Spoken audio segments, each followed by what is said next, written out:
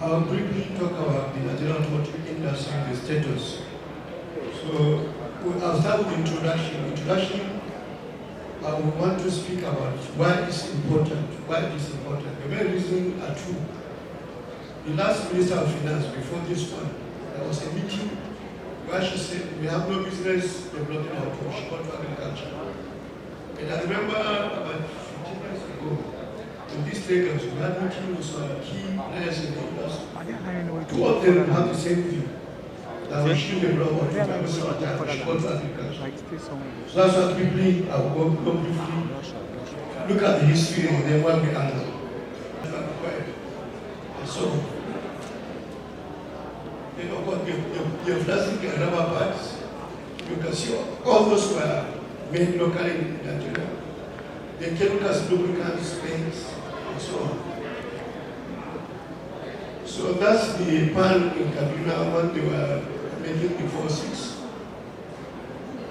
And the Scottish realization was about 80%. But I think from 1985, those of us who are old enough to suffer from economic problems, that's when the sector started to decline.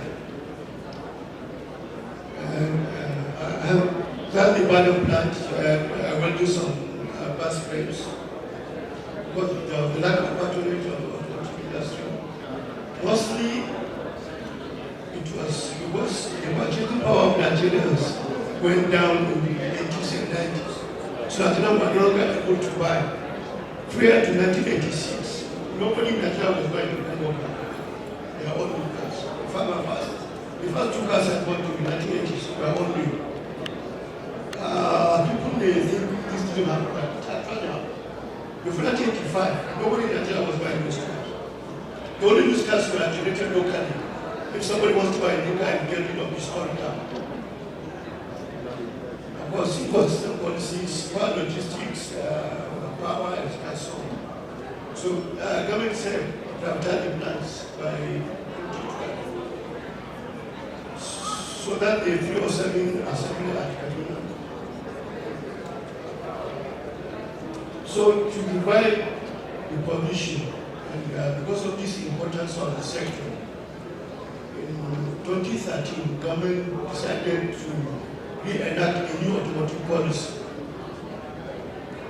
It was to be reviewed periodically for the first 10 years, after which there will be a major review. And the objective is to bring back vehicle assembly operations and develop local content. To gain investors' confidence, additional efforts were spent to legislate the fiscal and incentive parts of the policy. Because 80% persons were in Nigeria, they saw what we are doing. So they invited us to present a paper at one of their meetings in Lagos about what we are doing. And then they adopted the auto industry to be part of the industry's ECOWAS development. The others are agro-processing, agriculture and construction. Unfortunately for us, Ghana has taken the group by the horn and doing some plans. I think they have already have Toyota, Volkswagen, and so on. So the policy have 5 key elements to look at the infrastructure where we have issues. So that's why we are to develop automotive supply parks and clusters. Then the skills development aspect, which where we have really gone far, where we develop the capacity of our local mechanics to repair modern vehicles. I think the mechanics here can attest. 20 years ago, they had no clue about the value of these new vehicles. But we revised the curriculum and through training programs. Now, to a large extent, they can handle these modern vehicles. Then, at the higher level, we introduce new courses like urban engineering and techniques and so on. And standards also. The standard of national Nigeria, there were over 100, over that adopted, over 100 automobile safety standards. And then establishing automotive test centers where some safety items can be tested to ensure they meet the required standards. Then the formation of the various inspection and certification systems. I think in most states now, we have these new systems. Instead of visual inspection that used to happen, we have machines where we can do the normal annual inspections. The other one is to encourage our local manufacturers to attend ISO certification. The fiscal support and incentives, which I think that we provide in the next one. Briefly, I have some details, but I will skip it because the next part goes into more details about this. So the implementation is supposed to be starting in lockdown 1 and 2 to CK. Like I said earlier, we were doing completion lockdown. Even now, we have some plans like in Denmark, like the innocent vehicle manufacturers that are doing complete CK. But most of the others will start from the basic semi-lockdown parts, where frames come already painted, where we don't do the assembly. There are the marketing groups, they will now put a paint shop. Then after that, they will now do put the body shop, where they do the welding, so that we go to CK. So the response to the other policy in 2013 had great. The 14 plants were almost having release of that. And, but virtually all plants of vehicles have been assembled locally. This job in Nigeria. So in the Japanese one, GSC, Chengda, JSC, Chile, so the trucks and the buses. We even use some amount vehicles now. So this is the industrial vehicle assembly at Engr. So the total installed capacity is over 340,000 units. Unfortunately, the effort to restrict the incentives and tariffs were not successful. So the fact is the commercial vehicle tariffs were drastically reduced, as we can see in the next year. A lot of the people who are doing commercial vehicle assembly are asset that would not continue, because the customers would rather get that from them. Our annual vehicle market is almost 100,000 vehicles, but over 300,000 is made by these vehicle imports. The local industries are the balance. So we are hoping that with the new review of the policy, the full implementation of the policy provisions in the past things. So that the new tariff you have, you can see the quality is quite low, especially for the commercial vehicles. For the car number 38703 is 20%, then there's a levy of 20%. So that is fairly protected. But if you look at the other, all the commercial vehicles, you can see the total tariffs are quite low, 5 to 10%. 5 is for the tractors. So if you can see the difference, if we had kept the tariff provision of the policy, you can see that that's the reduction in the tariffs. So that's one of the problems with the Nigerian policy inconsistency. You have a policy, before you review the policy, you look at the provision, then you cut them down again. So last week, the government approved a new automotive policy. I think in the speech, the DG has already mentioned all these things, all the objectives. So I will not go into them again. So I think the final objective of the new revised policy is to create 1 million jobs and enforce the patronage of locally made vehicles by government and companies working on government contracts, as well as boost R&D and technology transfer. And our hope, this message should take back to the DG. This investment and tariffs should be legislated. So that it will make it more difficult to change. The idea of this session is that people should not just wake up and just start to talk about conditions of this and tariffs.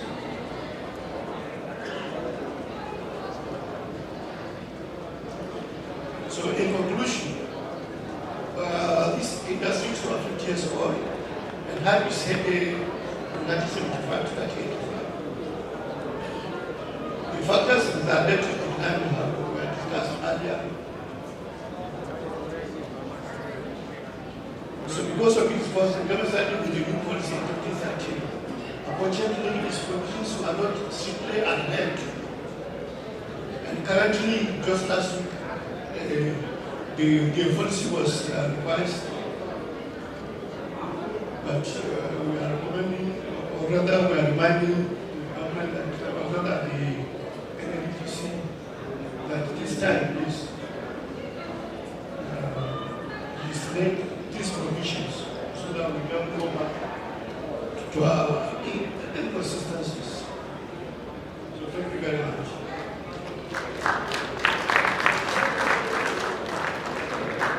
You combine that. But because these tariffs, we work with them to develop those automotive tariffs. So both Lukman and I are quite conversant with these tariffs. That's why when they would not come, I offered to present on their behalf. So this is for the premise of finance. So when I'm doing some historical developments, then we'll look at it and the impact, challenges, way forward, and conclusions. Well, I think I've already discussed part of this. Okay, this the attractive interest of leading international car makers and led to the resumption of small-scale vehicle assembly in the country. So the new policy create an develop environment for the existing manufacturing plants to survive in the incentives. Look at assembly plants to import machinery and equipment for the establishment of assembly at 0% import duty. So the EDUCAS had 35% duty and 35% levy. The commercial vehicles had 35% duty without levy. But you can see this one I said has been changed, I think about 2 years ago, to one for the commercial vehicles. The tariffs on CKD and SKD 1 and 2 attract 0, 5, and 10% respectively. So that's the idea. If somebody brings an SKD even 2, you pay 10% duty, do the assembly. If another person wants to bring the same vehicle or rather for commercial vehicle, pay 35% duty. So you can see why we have our assembly plants have some advantage. The local assembly plants that import new cars, commercial vehicles at concessional rates of 35% duty and 10% respectively with our levy in equal numbers. This one is kind of to encourage them to also produce more vehicles for the market. The idea was, if an assembly plant produce 10 cars using complete lockdown or semi-lockdown, they can also put a part fully built but at lower duty without levy. For commercial vehicles, 30% duty without levy. But they are tied to initially to at twice the number they produce. Then later it will reduce to ratio 1:1. I think currently it's I showed you and said they have reduced to one for the commercial vehicles to 5 and 10%. They reduce the levy on the, I don't have a table earlier to show the reduction in the duties. Then the age limit is actually increased. It used to be 10 years, so I don't know why they put it to 12 fuel. Unfortunately, VC finance are not here. In fact, at one time we wanted to reduce the age limit to 8 years. In fact, it used to be 8 years in the 1990s, but gradually we were raising it instead of lowering it down. To start from May 1, green tax to 2% for cars of CC 2000 to 399, and 4% for cars of vehicles of 400 cc. And however, this excludes local assembled manufactured vehicles, electric vehicles, and vehicles 18 or to that's not, and commercial vehicles. In this entire industry, this has been in the old policy since 2013. The idea is that if you set out to produce tires for the first few years, the same thing you can import finished tires at zero duty or at rather at concessional duty at twice the number you produce, just to that to the vehicles. And this one will go down, the concessional duty import will go down as manufacturing increases. Of course, the machinery import for equipment for transportation, just like vehicle, is at zero duty. The Canada status implement all tire production plants, and also all vehicle manufacturing plants. Canada status means for the past 3 years, you will not pay any tax. Then it can be renewed for another 2 or 3 years.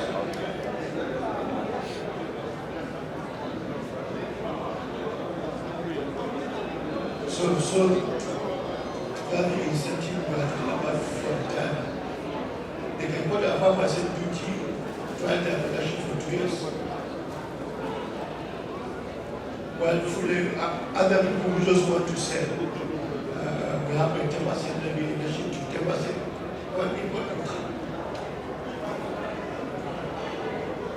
Unfortunately, since then, nobody has come to set up. By the way, we used to produce tires. If the entire plants, I think, 1962, 63, we started Michelin and Dunlop in Lagos, Michelin in Port Harcourt. And they are using our local rubber. In fact, they were meeting our market. They were even exporting to the neighboring countries. In fact, around 2005, we were expanding. In fact, Dunlop actually expanded to start making truck tires because we already do car tires. Dunlop started making truck tires. Then Michelin got a loan from the Automotive Development Fund to expand. They were doing truck only to go to car tires. Unfortunately, that was the year we crashed the tire tariffs. I think from 35% to 10 or 5%. And they couldn't cope, so they closed down.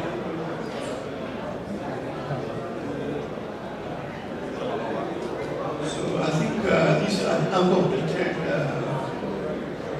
economic impact. I think 2 years ago they are supposed to complete. So I think admission, this one, the under the status, admission will have papers.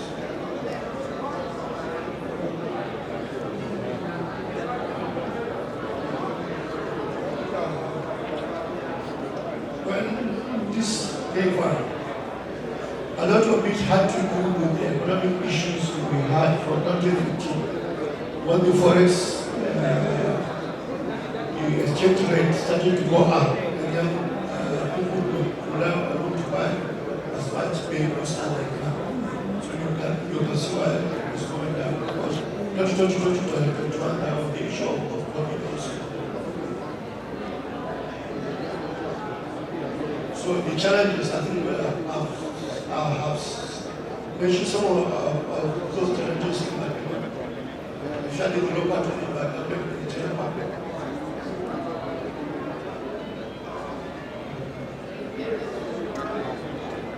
The forest, lack of forest, even though they are in the list of those that can get forest, but the forest is not available because as that's the work of that.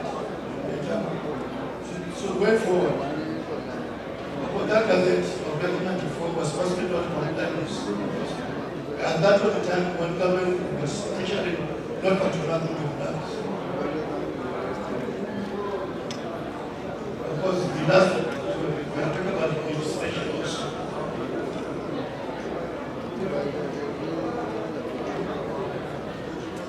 So in conclusion, the industry is fast evolving. The purpose intentions are quite attractive. The country with the population of 20 million has a huge market, but that is in Africa. So they are telling the investors don't be left behind, seek the opportunity and be part of the local companies to invest in Nigeria. So thank you for your attention.